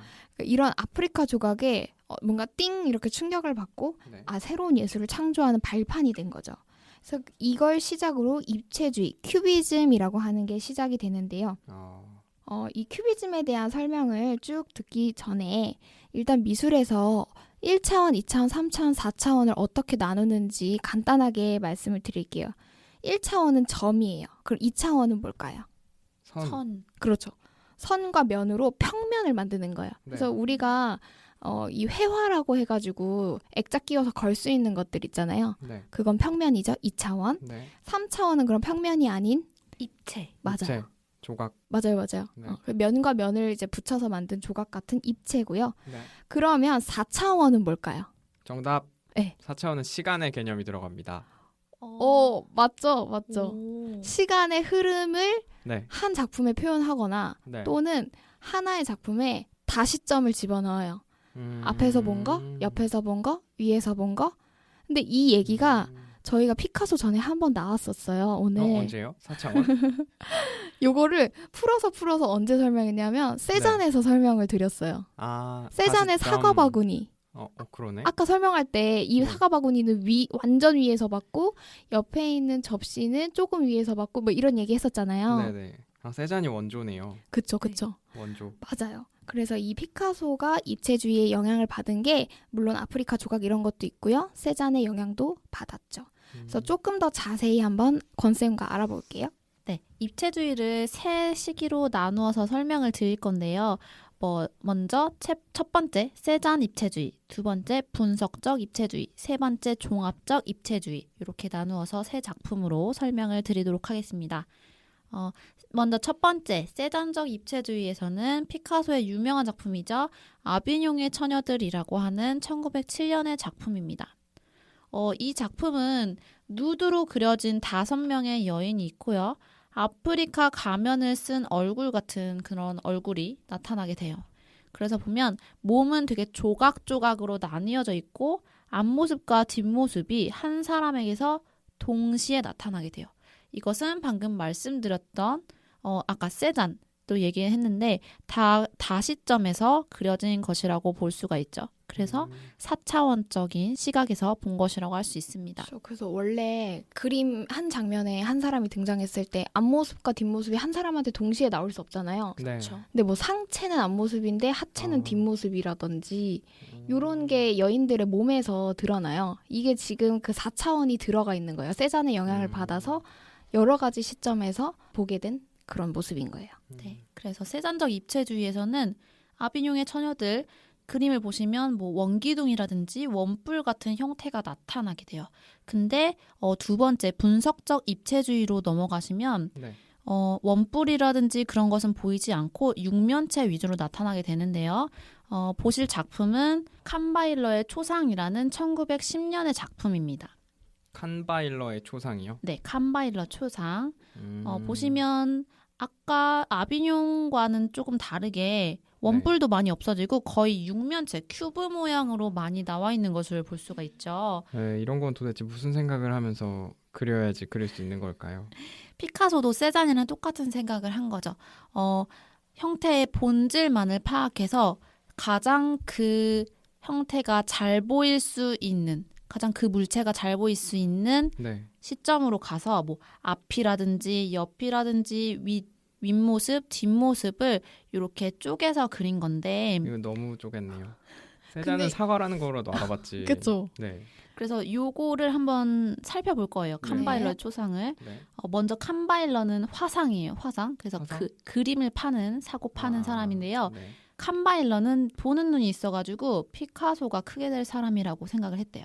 그래서 피카소와 계약을 맺고 홍보도 하고 전시를 열어주고 그런 사람이었다고 합니다. 요 그림에서 같이 숨은 그림 찾기를 하듯이 한번 찾아보도록 할게요. 네. 얼굴은 쉽게 보이죠, 그래도. 비교적 쉽게 보이네요. 네, 코가 얼굴. 보이는 맞아요. 것 같아가지고 네네. 그 밑에 입. 웃고 있고 네. 맞아요. 스마일. 이게 코수염이에요. 어디가요? 아, 웃는 코 게? 밑에 이렇게 U자 모양 네. 활처럼 이렇게 네. 되어 있는 게 말하니까 코수염이라고 보인다. 합니다. 네. 아. 그리고 손을 찾아주세요. 손 손이요? 밑에 공수하고 있는데요. 네 맞아요. 코 밑에요? 네네. 아, 그래서 잘 손이 찾으시네요. 보이고, 손가락인가요, 이게? 네네. 그리고 손 위에 시계줄도 보인다고 해요. 아, 시계줄이요? 뭔지 알겠습니다. 네, 이렇게 감겨 있죠. 바로 손. 위에 이렇게 동그라미 동그라미. 같이 생기고 줄 하나 있는 거요? 네. 오른손에 차셨네요. 맞네요. 그런가? 왼손잡인가 보다. 아닌가? 그리고 네. 시계줄이 보여요. 네. 그래서 얼굴과 음. 손, 코수염 이렇게 음. 시계줄까지 찾아왔는데요. 네. 이렇게 보면은 음. 큐브 모양으로 찾을 수가 있어요. 음. 요거는 마찬가지로 다시점이죠. 여러 시점에서 본 거고. 이런 거 다시점이라고 하니까 막 거울의 방 같은데 들어가면은 아, 이렇게 보일 것 같기도 하고. 오, 되게 그러네요. 잘 찾으시는 네네네. 것 같아요. 그리고 형태를 분해하고 해체한 다음에 다시 재조합하고 이렇게 재구성을 했죠. 이런 것을 기법적인 용어로 데콩포제라고 합니다. 데콩포제 네, 데콩포제. 현지 발음인가요? 그건 모르겠어요. 나중에 네. 저희가 이런 기법만 한번 다뤄보는 재밌을 것 시간도 같은데요. 괜찮을 것 재밌을 같아요. 것 같아요. 그래서 이 입체파도 마찬가지로 세잔처럼 원근법을 완전히 무시를 하게 되죠. 네. 그래서 형태의 자율성을 주장을 하게 됩니다. 약간 어려운 용어죠. 네. 아까 마티스에서는 색채의 자율성을 주장을 했죠. 근데 입체파에 와서는 형태의 자율성을 주장을 하게 됩니다. 그리고 세 번째, 종합적 입체주의로 넘어가도록 할게요. 네. 여기서 볼 수 있는 작품은 등의자가 있는 정물이라는 작품인데요. 1912년 작품이에요. 여기서 재료가 뭘까요, 영고님? 제목이 뭐라고요? 등의자? 네, 등의자가 등나무. 뭐예요? 등나무 의자요. 등나무 의자. 네. 등나무 의자가 어디 있죠? 등나무 의자가 있는 정물이 제목이고요. 재료를 한번 찾아주시기 재료요? 바랍니다. 그냥 물감으로 그린 것 같은데. 유화물감으로 그렸다. 네. 반은 맞았어요. 뭘 또 잘라 붙였나? 맞아요. 눈치가 빠르십니다. 어, 그래서 이 작품은 우선은 원형 캔버스예요. 동그란 캔버스 위에다가 네. 유화물감으로 그린 것도 있어요. 보시면 레몬 보이세요? 레몬이요? 레몬하고 찻잔. 레몬 잘려 있다. 네, 어디 있어요? 조각 레몬. 오른쪽 오른- 약간 아. 두시경에. 네. 딱 정확한 위치. 그래서 이것을 테이블인데 위쪽에서 바라본 테이블이라고 생각하시면 돼요. 레몬 있고 찻잔은 그렸죠. 네. 근데 짠. 네, 찻잔 여기 가운데 있어요? 있는 거 이거 가운데 찻잔인 있는 것 같은데요. 흰색인지 회색인지. 이 약간 잔처럼 생긴 거. 네. 네. 네. 그리고 가생이 있는 요거 밧줄 있잖아요. 네. 테두리를 이거는- 두르고 있는. 네네. 네. 이건 진짜 밧줄이에요. 아. 밧줄 붙인 거예요. 캔버스는 그냥 캔버스가 이렇게 생긴 줄 알았어요. 캔버스 가에다가 이렇게 붙인 거예요? 네, 밧줄을 둘렀고요. 네. 그리고 6시 방향에 있는 네. 요거 무늬들 있죠? 네. 요거는 네. 격자무늬. 네네, 격자 무늬는 등나무 의자가 찍힌 천을 아. 직접 붙인 거예요, 캔버스에. 천을 붙였으니까 얘는 콜라주 작품이 되겠죠. 콜라주라는 것은 뭐 헝겊이라든지 실, 종이 같은 것을 그냥 평면 캔버스 같은 데다 붙인 기법을 말하는데요. 네. 요 그림이 최초의 콜라주 작품이에요. 진짜요? 그 전에는 네. 이렇게 안 갖다 썼어요? 네, 붙이는 게 없었는데 피카소가 1912년에 최초로 콜라주 작품을 만들게 됩니다. 아까 달팽이 색종이 갖다 붙이지 않았습니까? 그거는 콜라주긴 한데 콜라주 안에서도 실제 있는 정물이 아니라 네. 그러니까 실제 있는 물체가 아니라 직접 종이를 만들었잖아요. 그리고 네. 등의자가 1912년이라고 말씀하셨는데 네. 달팽이가 그 50 몇 이후였어요. 년이었죠. 네, 맞아요. 네네, 최초예요. 네. 피카소가 진짜 대단한 사람이에요. 이런 거 보면.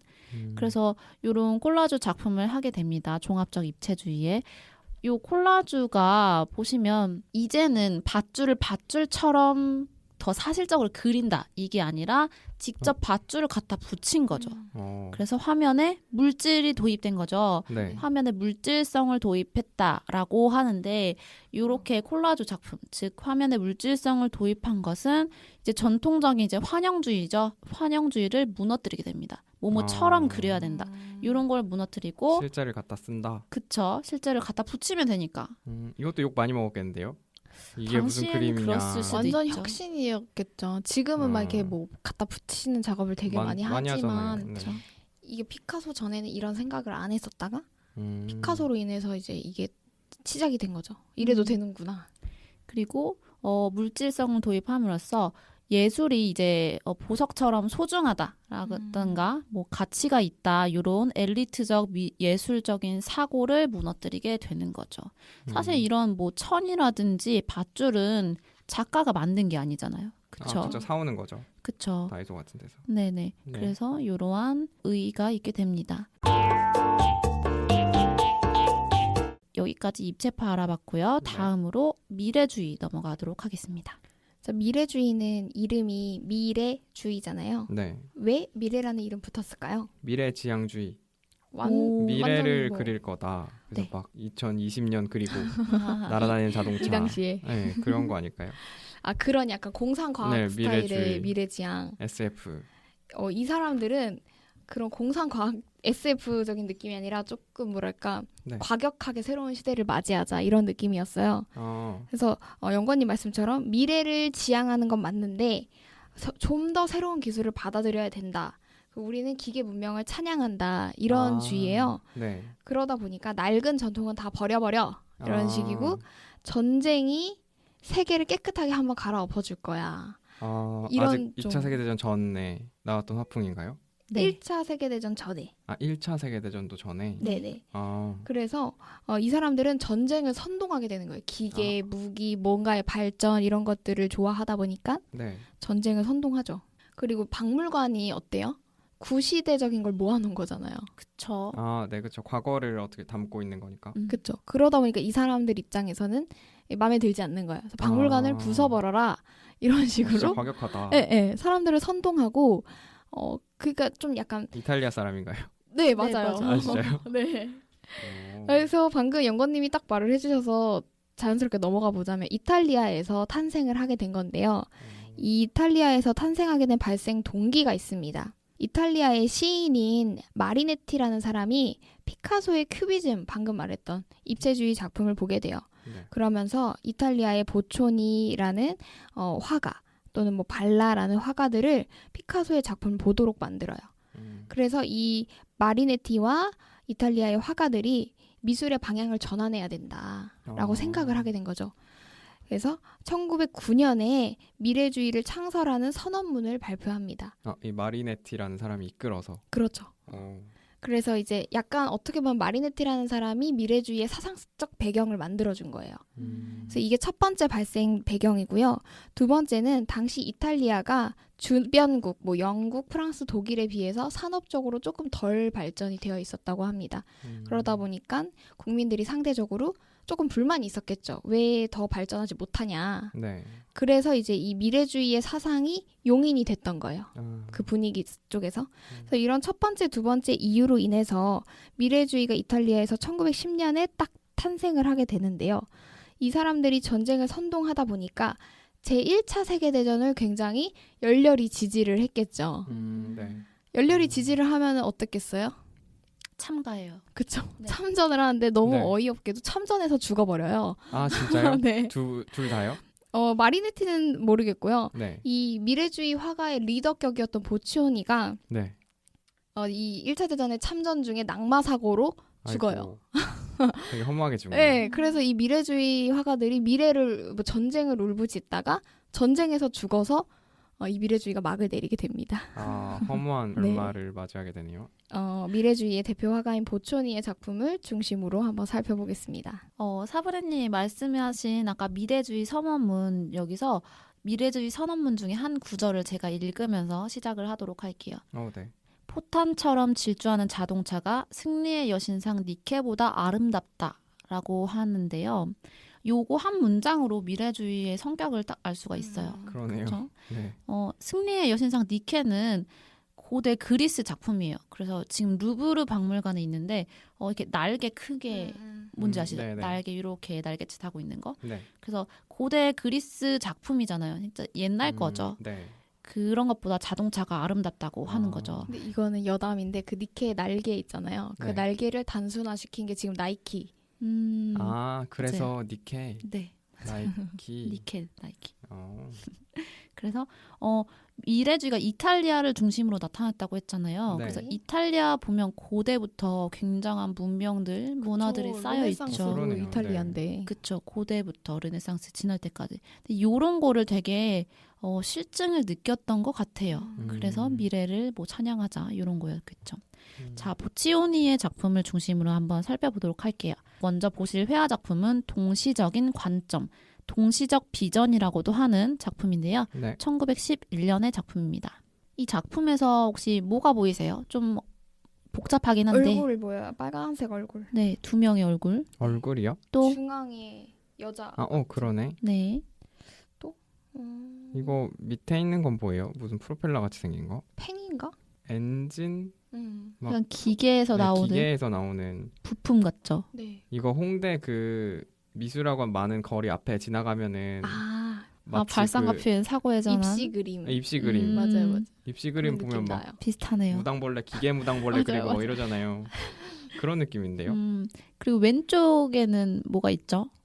건물. 아파트. 네, 아파트 건물 같은 게 있죠. 맞아요. 여러분들이 잘 찾아주셨는데 네. 혁신과 속도의 도시를 그렸는데 건물이라든지 사람들이 한데 뒤섞인 어떤 파편화된 형태 같은 걸 그렸어요. 보시면 두 사람의 얼굴이 있긴 하지만 그 네. 외에도 사람이 굉장히 많아요. 맞아, 어디요? 그림자 같이. 네네. 뒤쪽에. 뒤쪽에 오른쪽 위쪽에도 있고요. 그 두 사람 그러네. 얼굴 밑에도 서 있는 사람들이 굉장히 많은 것을 볼 수가 있죠. 그러네요. 그래서 건물과 사람들이 막 뒤섞여 있는데요. 네. 이것을 화려한 색채로 표현을 했습니다. 요 미래주의 사람들은 신인상주의자들의 전묘화, 아까 배웠죠? 네. 전묘법이라든지 입체파의 면분할법의 영향을 받았어요. 그래서 요 보치오니 작품을 보시면 전묘법도 있고요. 면분할, 피카소의 면분할도 볼 수가 있습니다. 느껴지시나요? 면분할은 무슨 느낌인지 알 것 같아요. 점은 그쵸? 어디 있나?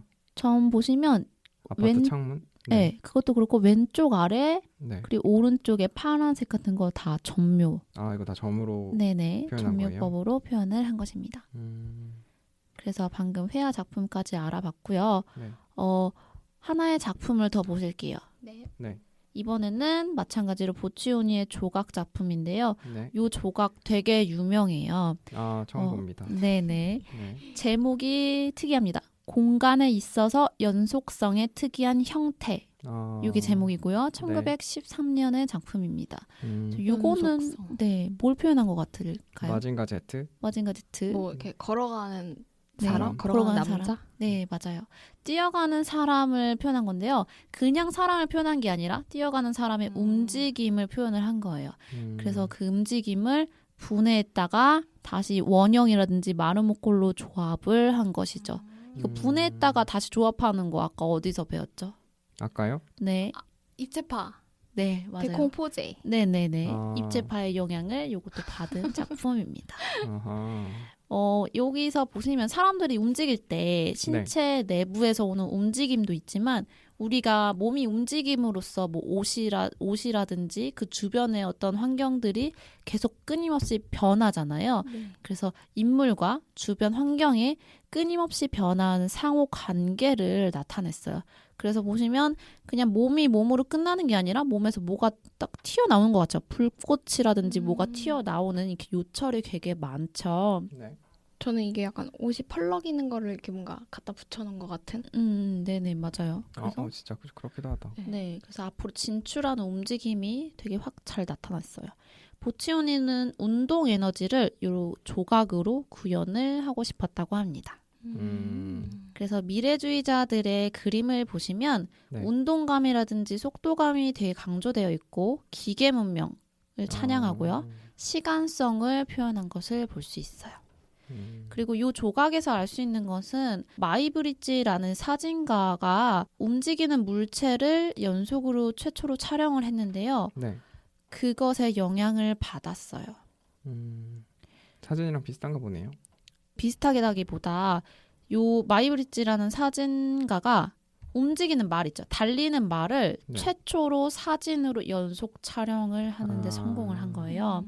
그래서 요 마이브리지가 되게 유명한 사람인데 네. 최초의 영사기가 에디슨으로부터 만들어졌잖아요. 네. 최초로 영사기를 발명한 에디슨 발명 이전에 어떤 움직이는 네, 움직이는 물체를 촬영을 한 거죠. 그래서 요 마이브리지라는 사진가가 미래주의에 영향을 많이 미쳤다고 합니다. 속도감이라든지 움직임 이런 것 때문에. 저희가 마이브리지의 사진도 같이 올려드려야 될 것 같아요. 네네. 여기까지 미래주의에 대해서 알아봤습니다. 네, 그럼 오늘은 지난 시간에 이어서 인상주의부터 인상주의, 신인상주의, 후기인상, 표현주의, 야수파, 입체파, 미래파 이렇게 쭈루룩 알아봤는데요. 네. 어떻게 잘 소화가 되셨는지 모르겠어요. 집에 가서 소화제 하나 먹어야겠습니다. 그래서 서양 미술사의 역사가 길다 보니까 저희가 3부까지 해서 다음 주에 마무리가 될 것 같은데요. 다음 주에는 초현실주의부터 시작해서 정말 우리 현대와 좀 가까워질 수 있을 것 같아요. 뒤로 갈수록 어려워지는 것 같아요. 이게 현대미술이 뭔가 하나의 명확한 느낌을 주기보다는 굉장히 좀 가능성이 많이 열려 있어지기 때문에 점점 더 뭔가 이게 이거라고? 물음표를 던지게 되는 게 아마 점점 더 많아지실 텐데 저희가 최대한 쉽고 재미있게 들려드릴 수 있도록 소화되도록 네네 찝어서 막 이렇게 주고 네, 찝어서 다시 떠드릴게요. 떠먹여주고 네네. 오늘도 들어주셔서 감사합니다. 감사합니다.